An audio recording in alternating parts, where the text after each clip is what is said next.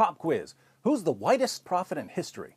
You're probably thinking Joseph Smith, founder of Mormonism, right?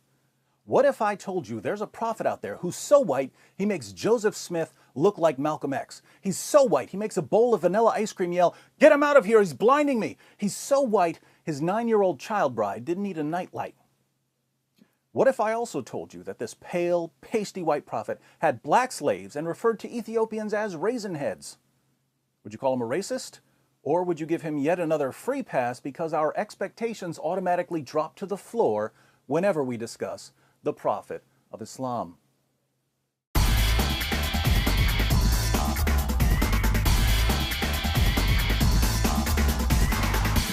Many people who haven't read the Muslim sources assume that Muhammad was dark-skinned, but Arabs are classified as Caucasians and they can exhibit a variety of shades and tones. So if we want to know what Muhammad looked like, we'll have to go through some of the descriptions of his appearance found in the Hadith. Now, if Muhammad were sitting in a crowd of his fellow Arabs, how would we spot him? Sahih al-Bukhari, number 63. Narrated Anas bin Malik, while we were sitting with the Prophet in the mosque, a man came riding on a camel. He made his camel kneel down in the mosque, tied its foreleg, and then said, "Who amongst you is Muhammad?" At that time, the Prophet was sitting amongst us, leaning on his arm. We replied, "This white man reclining on his arm." "Hey, which one of you is Muhammad?" "This white Tom Willis-looking white guy leaning on his white arm, that's who." But let's keep reading about a prophet who makes the Brady Bunch look like NWA. Sahih Muslim, 6081. It was narrated that Abu Juhayfa said, "I saw the Messenger of Allah with a white complexion and some white hairs."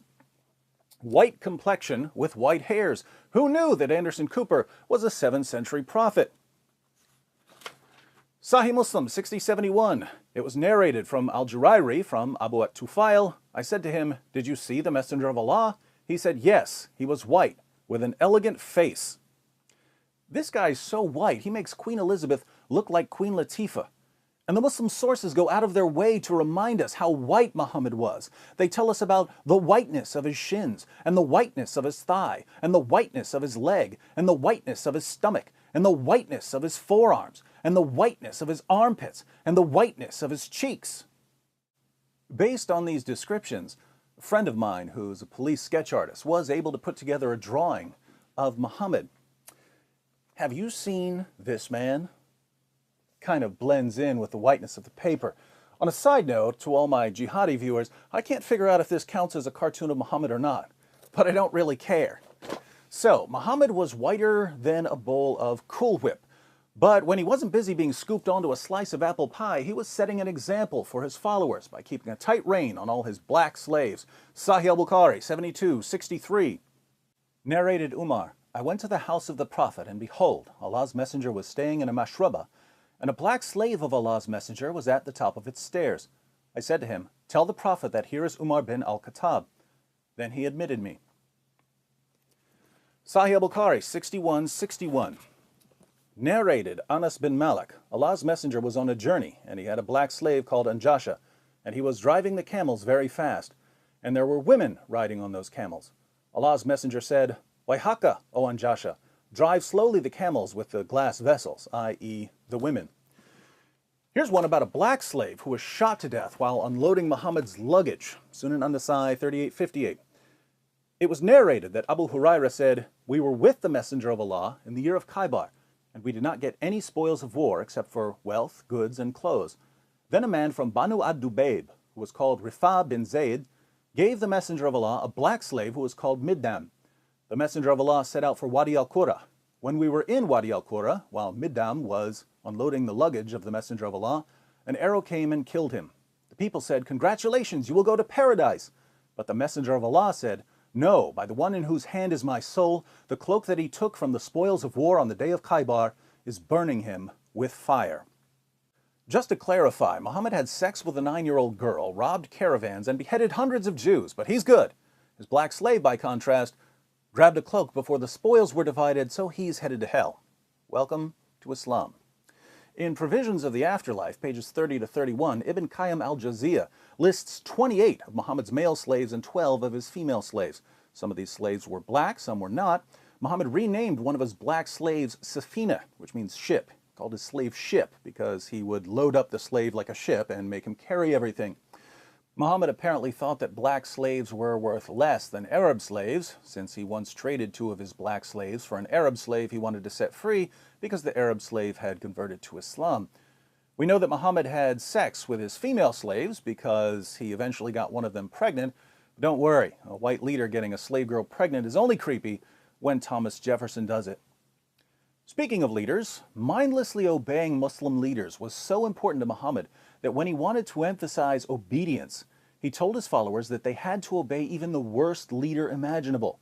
We find Muhammad's worst case scenario in Sahih al-Bukhari 7142. Narrated Anas bin Malik, Allah's Messenger said, "You should listen to and obey your imam, even if he was an Ethiopian slave whose head looks like a raisin."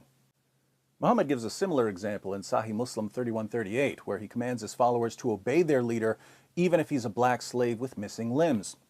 So the worst possible leader of a community of Muslims, according to Muhammad, would be a black slave. For the sake of clarity, I should point out that women are excluded from the hierarchy of possible leaders. Muhammad said that a nation will never be successful with a woman as a leader. But it gets worse. Muhammad tells his followers what Satan looks like in Ibn Asaq, page 243. The apostle said, "Whoever wants to see Satan, let him look at Nabtal ibn al-Harith. He was a sturdy black man with long flowing hair and flamed eyes and dark ruddy cheeks." Which one of you is the prophet? This white guy. What does Satan look like? That black guy. Now, how did a religion that was inaugurated by a white prophet who had black slaves and referred to Ethiopians as raisin heads and said that Satan looks like a black man ever get the reputation it has among African American Muslims today? Well, here in the West, there's a general atmosphere of ignorance about Islam. People don't know even the most basic facts about Muhammad and the Quran, and this allows Muslim preachers to say whatever they want about Islam because no one's going to correct them. So if a Muslim preacher is talking to a woman who's interested in women's rights, Muhammad was a champion of women's rights. If he's talking to someone who has a high regard for science, the Quran is a scientific masterpiece filled with miraculous scientific insights that were only verified centuries later. If he's talking to someone who's concerned about racial justice, Islam is the religion that liberates slaves and establishes racial equality. Absolute nonsense, but people convert to Islam because they believe what they're told and don't bother reading the Muslim sources to see if the preacher's story checks out. Now, to those of you who've bought this mess, to those of you who believed the Muslim preacher when he said, "Hey, if you really want to stick it to whitey, you need to convert to Islam," the religion of a white man who bought, sold, and traded African slaves and whose followers institutionalized black African slavery centuries before Europeans joined in and who continue enslaving black Africans even today. If you fell for this, I say, and I say it again, you've been had. You've been took. You've been hoodwinked, bamboozled, led astray, run amok. This is what these white prophets with black slaves do. But now that you've seen what the Muslim sources say, now that you know you've been deceived, you have a choice. You can either leave Islam or you can continue serving a man whose descriptions in your most trusted sources make him completely indistinguishable from the Pillsbury Doughboy and whose teachings legitimized race-based slavery for 14 centuries. Just remember that if you continue honoring a slave trader who's about as dark as the cream filling of a Twinkie and who had black slaves and called Ethiopians raisin heads and said that Satan looks like a black man, you're not a freedom fighter or a social justice warrior or a champion of civil rights. You are the ultimate Uncle Tom. And in case you'd like to know how seriously they take Muhammad's whiteness in the Muslim world, I'll leave you with a quotation from Ash-Shifa, one of Islam's most popular and respected books on Muhammad's life and teachings. Ahmed ibn Sulaiman, Sahnun's companion, said that whoever says that the Prophet was black is killed. The Prophet was not black. Calling Muhammad a black man was a death penalty.